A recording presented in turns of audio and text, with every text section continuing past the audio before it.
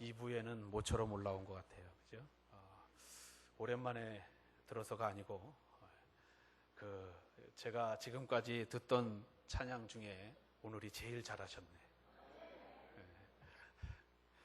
하나님의 크신 은혜와 축복이 여러분들과 여러분들의 가정 가운데 늘 항상 함께 하기를 바랍니다. 여러분, 우리말에 그런 말이 있죠. 은혜를 모르는 사람은 금수와 같다, 이런 말이 있습니다. 이 말의 의미는 은혜를 알지 못하는 사람, 은혜를 갚을 줄 모르는 사람, 혹은 그 은혜가 무엇인지를 모르는 사람은 무엇과 같다는 거예요? 동물과 같다, 이런 얘기죠. 금수가 동물을 뜻하는 거거든요. 그러니까 다시 말하면 사람이 동물과 다른 것은 무엇이냐? 은혜를 알기 때문이다. 그리고 사랑을 알기 때문에 바로 동물과 사람이 차이가 있다는 것이죠. 오늘 성경에 몇 사람들이 등장은 하고 있지만 그 중에 여러분 바로 율법교사 그리고 제사장 레위가 바로 그 가운데 속하는 사람일지 모른다는 생각이 들었습니다. 여러분, 레위나 제사장은 어떤 사람이었던가요? 오늘 이 성경 30절부터 36절의 말씀, 우리가 가장 많이 보는 말씀이고 또 많은 설교를 들어서 잘 아는 내용일 것이라고 생각합니다. 30절 말씀에 보면 어떤 사람이 예루살렘에서 여리고로 내려가다가 강도를 만났다, 이런 얘기를 했어요. 실제로 예루살렘에서 여리고를 내려가는 길이, 여리고는 지표면보다 200m가 아래에 있고, 그리고 예루살렘은 지표면보다 한 2000m 높은 곳에 있습니다. 그러니까 그 고도의 차이가 약 한 3000m 정도 차이가 나는 거죠. 그러니까 그 지역이 완만하지 않은 이상에는 그곳까지 내려가는 길이 굉장히 가파른 경사를 가지고 있습니다. 그런데 그 가파른 경사를 왜 이 시간에 설명을 하느냐? 그것이 중요한 것이 아니라 그 가파른 경사가 있다 보니까 그곳에 자주 출몰하는 사람들이, 진을 치고 있는 사람들이 누구였냐면 바로 산적대들, 강도들이었습니다. 그러니까 그곳이 굉장히 위험하고 가파른 지역이니까 수레를 끌고 가다가 일부러 엎어지기도 할 것이고, 그죠? 그러다 보니까 거기서 생기는 물자들이 굉장히 많았을 거 아닙니까? 그리고 여리고라고 하는 지역이 바로 사해 요르단 지역에 위치해 있기 때문에 무역을 하기에, 동양 쪽에 있는 곳과 무역을 하기에 최적의 장소가 또 여리고다라고 하는 뜻이 있어요. 그러니까 그곳에서 강도를 만나는 것은 어쩌면 당연할 것이다 라고 하는 생각을 하게 됩니다. 그곳을 내려가다가 그곳에서 어쨌든 강도를 만나게 됐습니다. 그리고 그곳에서 있는 것만 빼앗긴 것이 아니라 있는 것 없는 것 다 빼앗긴 채 어떻게 되었느냐? 그 사람의 몸이 거반 죽게 될 지경에 이르게 됐다라고 하는 말씀이 30절 하반절의 말씀에 보니까 그렇게 말씀하고 있습니다. 강도들이 그 옷을 벗기고 때려 거의 죽은 것을 버리고 갔더라. 그렇죠? 강도들은 인정사정 없는 사람들이죠. 자기의 이속만 차리고 자기가 얻을 소득만 취하면 그거로 끝나는 거예요. 그 사람이야 죽든 살든지 그건 전혀 문제가 되지 않습니다. 그러니까 자기들의 원하는 바 뜻을 이루었기 때문에 그냥 그 사람은 버리고 간 것이죠. 근데 그것을 얘기하려고 하는 것이 아니라 31절 말씀에 마침 한 제사장이 그 길로 내려가다가 그를 보고 피하여 지나가고, 그렇죠?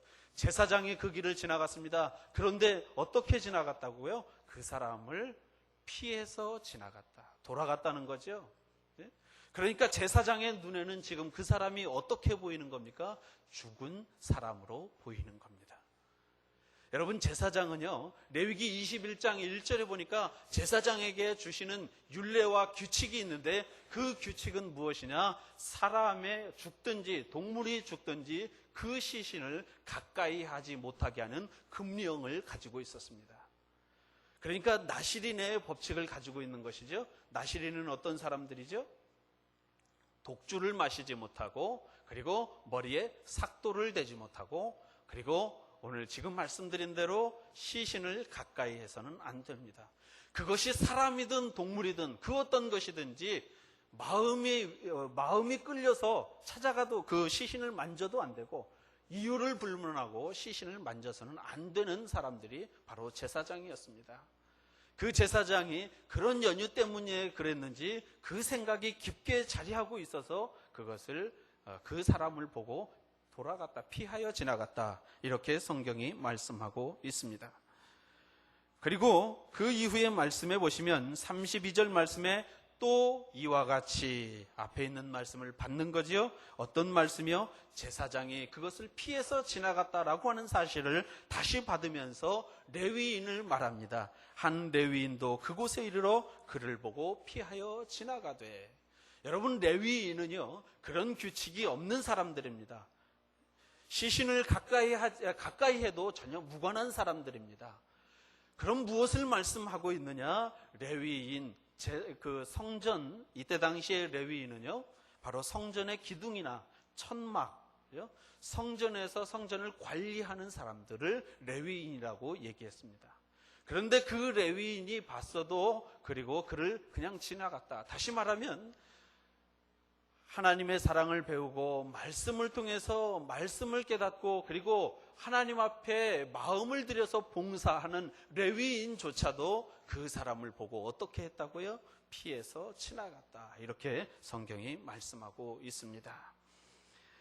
자, 그러면서 33절 말씀에 이제 비유를 들어서 주님께서 다시 말씀하시기를 어떤 사마리아 사람은 여행하는 중 거기 이르러 그를 보고 불쌍히 여겼다. 자, 누가 등장하고 있습니까? 어떤 사마리아 사람.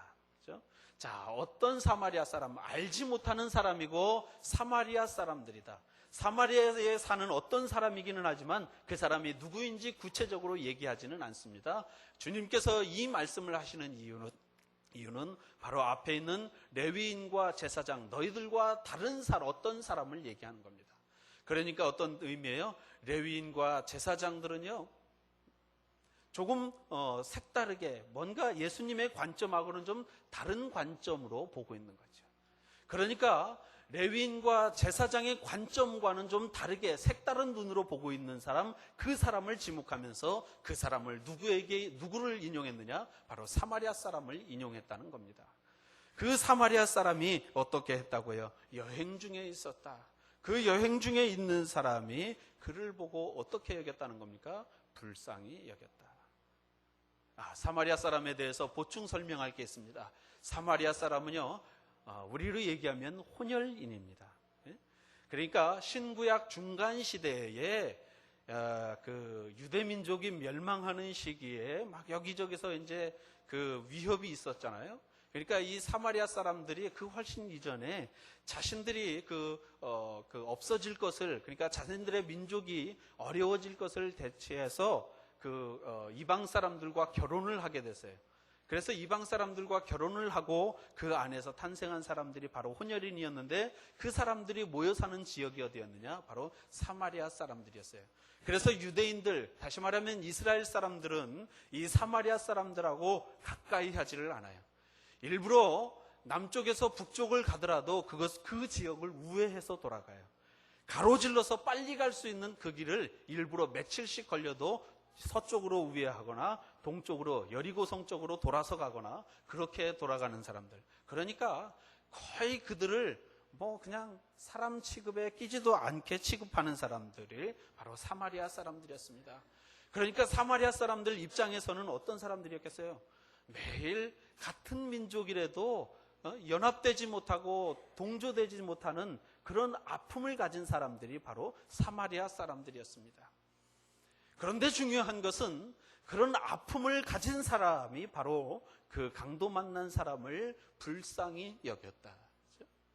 자, 성경에 보니까 그렇게 불쌍히 여겼다. 불쌍히 여겼다는 말은 단순히 그냥 지나갔다는 말이 아니라 이후에 나오는 모든 말씀을 포함하는 겁니다. 다시 말하면 단순히 불쌍하게 여겼다, 안타깝게 여겼다는 것이 아니라 긍휼히 여겼다.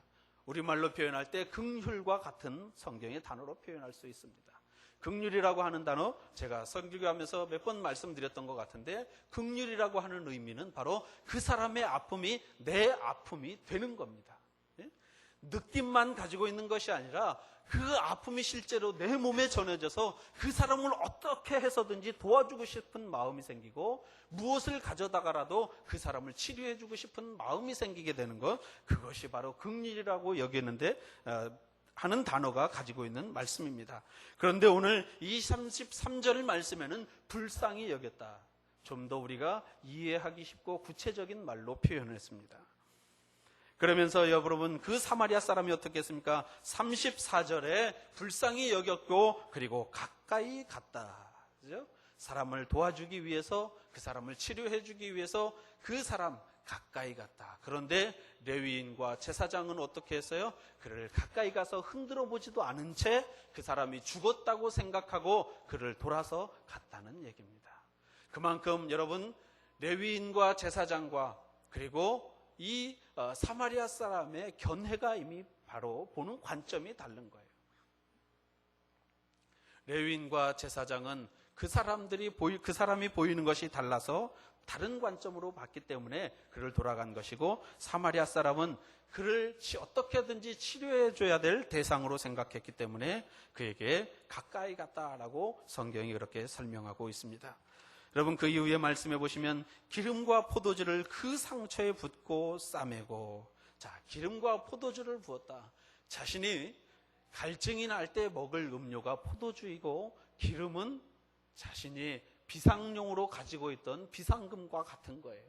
그 기름을 팔아서 여행 경비에 보태려고 가지고 다니던 그 기름을 얘기하는 겁니다. 그러니까 다시 말하면 자신에게 있는 모든 것을 다 바치고 다 들여서 그 사람을 치료했다라고 하는 의미를 바로 34절 말씀에 기름과 포도주를 그 상처에 부었다라는 말씀으로 성경이 말씀하고 있습니다. 뿐만 아니라 그 이후의 말씀에 자기 짐승에 태워 주막으로 데리고 갔다. 그렇죠? 자기 짐승에 태워서 주막에 데리고 가서 돌보아줬다. 여러분, 우리가 생각할 때 긍휼히 여겼다, 불쌍히 여겼다 생각하면 그저 내가 가지고 있는 것으로 혹은 비상약품으로 그 사람을 상처를 치료해주고 적당히 그냥 그곳에서 끝나는 것 정도로, 그러면 어떻게 생각하겠어요? 그래, 내가 그래도 이 정도 그래도 할 만큼 했으니까 이 정도 했으면 하나님도 나를 어떻게 하시지 못하겠지. 누가 봐도 나를 뭐라고 나무래지는 않겠지. 이 정도에 끝날 수 있었던 일을 지금 사마리아 사람은 어떻게 했다는 거예요? 그것을 넘어서서 일반적인 견해를 넘어서서 그 사람을 들쳐매고 자기 말에 태우고 그리고 자신이 직접 그것을 끌고 가서 주막에 가서 내려놓고 그 사람을 치료해 주었다, 돌보아 주었다, 이렇게 설명하고 있습니다. 뿐만 아니라 여러분, 35절 말씀이 이 사마리아 사람이 도와주는 것에 결정을 이루는 말씀이라고 할 수 있습니다. 그 이튿날 그가 주막 주인에게 데나리온 2를 내어주며, 여러분, 이 말은 어떤 의미예요? 그 이튿날이 되었다라고 하는 의미는 무슨 뜻이에요? 그 사람과 함께 잠을 잤다.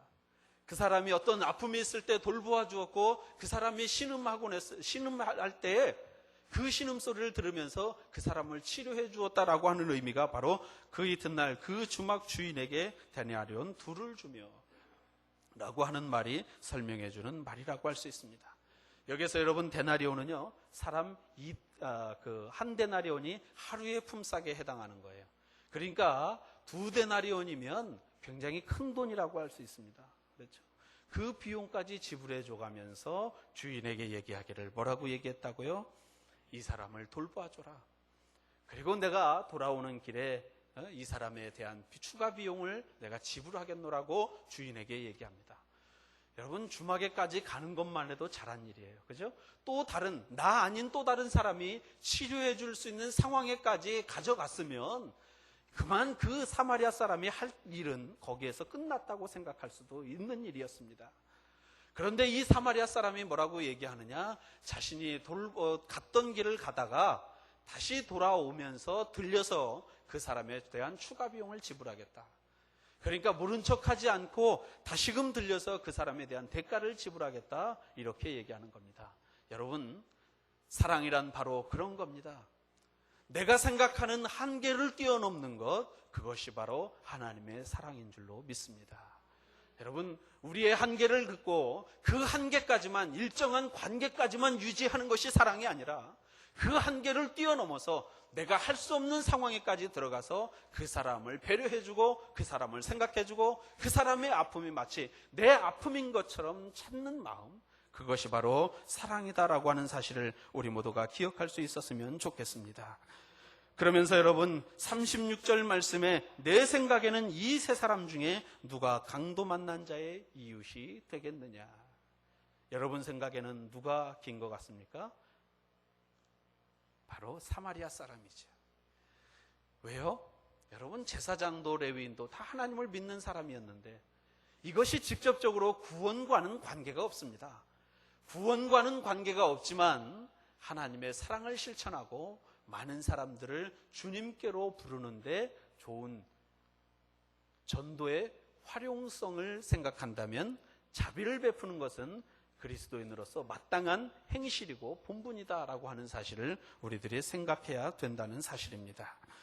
여러분, 그러면서 37절 말씀에 이르되 자비를 베푼 자니이다 라고 말하면서 예수께서 이르시되 가서 너도 이와 같이 하라 라고 말씀합니다. 이 37절의 말씀을 누구에게 하시는 말씀일까요?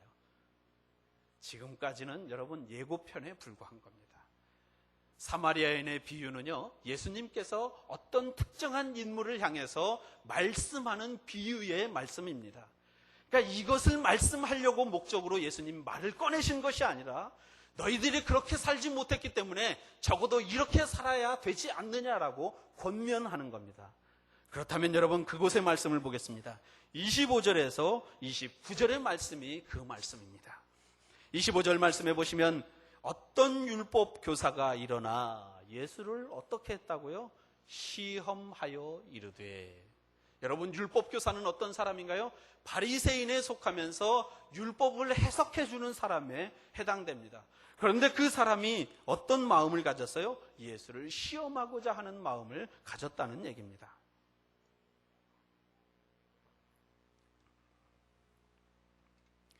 그러면서 묻는 말씀입니다. 선생님, 내가 무엇을 하여야 영생을 얻으리이까?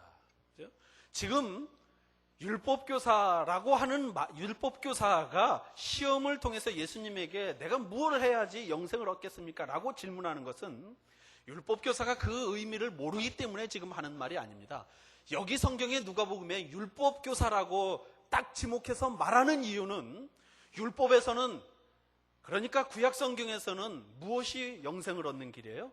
십계명을 지키고 율법을 지키는 것이, 하나님의 명령을 따르는 것이, 여러분, 그것이 바로 구원 얻는 길이고 영생의 길이라는 것을 누구보다도 잘 아는 사람이 율법교사다라고 하는 의미로 율법교사라고 하는 직명을 쓰게 된 겁니다. 그러니까 그렇게 말씀하면서 예수님에게 질문합니다. 그러면서 26절에 뭐라고 얘기하죠? 그 사람이 율법교사라고 하는 사실을 누구보다도 잘 알았습니다. 그래서 예수님이 뭐라고 말씀하십니까? 율법에 뭐라고 기록됐느냐? 그리고 내가 어떻게 읽었느냐? 그렇게 얘기하는 거죠. 그러니까 다시 말하면 그 율법교사가 그것을 배웠다는 사실을 예수님이 너무 잘 알으셨던지라 네가 지금까지 어떻게 배우고 어떻게 들었니? 이렇게 직설적으로 말씀하시는 겁니다. 그러니까 27절에 뭐라고 얘기합니까? 대답하여 이르되 내 마음을 다하며 목숨을 다하며 힘을 다하며 뜻을 다하여 주 너의 하나님을 사랑하고 또한 내 이웃을 내 자신같이 사랑하라 하였느니라. 자, 여러분, 이 말씀이 어디에 있는 말씀이죠? 신명기 6장 5절에 있는 말씀입니다.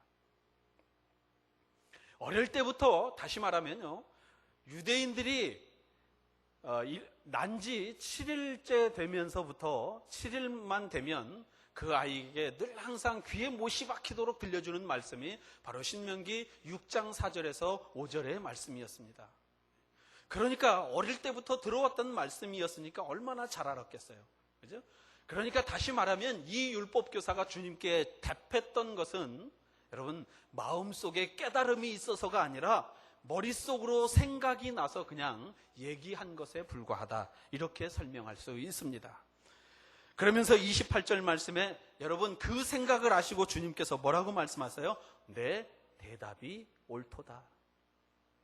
믿음으로 말씀하시지 않았습니다. 그 어떤 표현도 아니라 내 대답이, 내가 입으로 하는 그 말이 맞다, 이렇게 설명하고 있습니다. 그러면서 하시는 말씀, 이를 어떻게 하라고요? 행하라. 그러면 살리라. 자, 여러분, 우리들이 주목해서 봐야 할 말씀은 바로 주님께서 하셨던 28절의 말씀입니다. 이를 행하라. 그러면 어떻게 해요? 살리라. 여기에서 살리라라고 하는 말씀은 어떤 의미인가요? 25절에 영생이라는 말과 연관 지을 수 있습니다. 이 말과 연관을 지으면서 마지막 부분에 어떤 말씀과 다시 연관이 되느냐? 37절 말씀에 가서 너도 이와 같이 하라. 이 말씀과 연관 지을 수 있습니다. 다시 말하면 네가 질문하는 영생, 그것을 얻고 싶거든 내가 하지 못한 한 가지 일, 가서 자비를 베풀면서 살아라.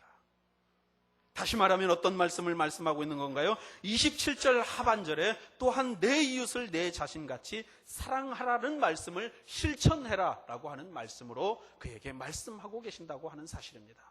율법교사는 다시 말하면 이제 말씀을 해석하면 이런 겁니다. 지식적으로만 알고만 있는 하나님, 내 마음속에 간직하고만 있었던 그 하나님, 그 간직한 하나님에 대해서 내가 이제부터는 간직하고만 있는 것이 아니라 내 삶 가운데 그 모습을 나타내야 한다. 그래서 야고보서 기자가 뭐라고 얘기하고 있습니까? 행함이 없는 곧 죽은 믿음이다. 다시 말하면 그런 삶을 살아야 된다라고 말씀하고 있는 것이 바로 오늘의 말씀이라고 하는 사실입니다. 여러분, 바라기는 여러분들 안에 있는 믿음을 간직만 하실 것이 아니라 여러분들의 삶을 통해서 나타낼 수 있는 귀한 은혜의 삶을 살아가실 수 있기를 바랍니다.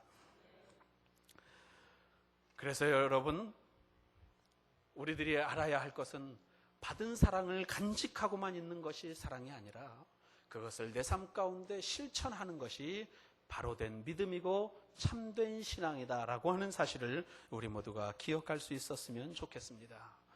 여러분, 우리들이 이 비전교회에 주어진 사명이 무엇이겠습니까? 근래에는 가깝게는 우리들이 맥추절을 말할 수 있을 것이고, 그리고 8월달이 되면 해야 할 일이 있습니다. 국내 농촌 단기 선교라는 큰 일을 앞두고 있습니다.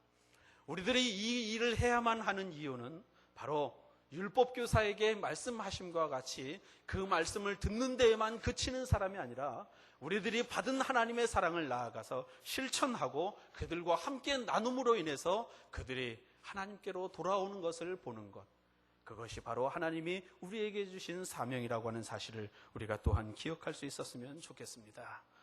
여러분, 맥추절 얘기하니까 제가 좀 설명을 드릴까요? 이 맥추절이라고 하는 의미는요, 77절이라 이렇게 얘기를 해요. 77절이라고 하는 의미는 유대인이 지키는 대명절이 있습니다. 어떤 명절인지 혹시 아세요? 유월절이 있습니다. 이 유월절 이후로 일주일씩 7번이 지나고 나면 지키는 절기가 바로 77절입니다. 여러분, 77이 얼마죠? 49일. 그러니까 50일째 되는 날이 바로 77절이다. 그죠? 그렇게 얘기하는 것이고요. 그리고 이 날을 어떤 날이냐? 초실절이라고 얘기합니다. 이 날이 바로 무슨 의미가 있느냐? 그동안에 농사 지었던 것을 바로 그 하나님께 드린다라고 하는 의미로, 하나님 앞에 감사하는 날이다라고 하는 의미로 드리는 절기인데, 추수감사절, 성경에서 얘기하는 초막절과 같습니다. 초막절은 어떤 일이죠? 6월절을 기억하면서 6월절 기간 동안이 한 일주일 되는데 그 기간을 지내면서 광야에서 생활하는 날이고, 그러니까 이스라엘 백성들을 출애굽한 것을 기념하면서 지내는 절기가 초막절이고, 이 초실절이라고 불리우는 이 맥추절은요, 초실, 처음 맺었던 열매, 다시 말하면 보리거든요. 그래서 우리가 맥추절이라고도 얘기합니다. 보리, 거두어들인 처음 곡식으로 하나님 앞에 감사하는 날, 이런 의미로 초실절 혹은 맥추절 이렇게 말하면서 지키게 되는 겁니다.